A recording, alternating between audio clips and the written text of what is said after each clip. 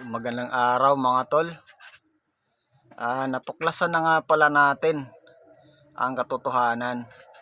Yung dating kaibigan natin noon na si Rodrigo Duterte ay isa palang huwad. So matagal siya natin naging kaibigan.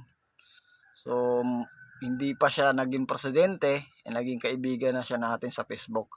Ayun nga lang, ang kanyang Facebook account ay isang huwad or fake account. So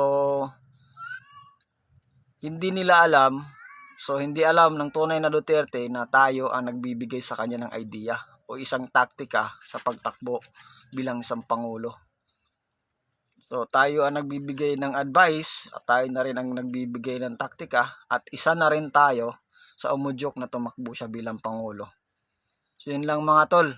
So hindi ko nahahabaan dahil na-trace na rin naman natin, so kailangan na lang natin dalhin sa NBI para malaman na rin ng lahat. At ang nais nila ay patatahimikin tayo. So gusto nila tayong i-assassinate.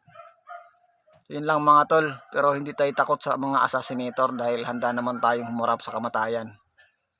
So maraming salamat at sana subscribe nyo ang aking channel.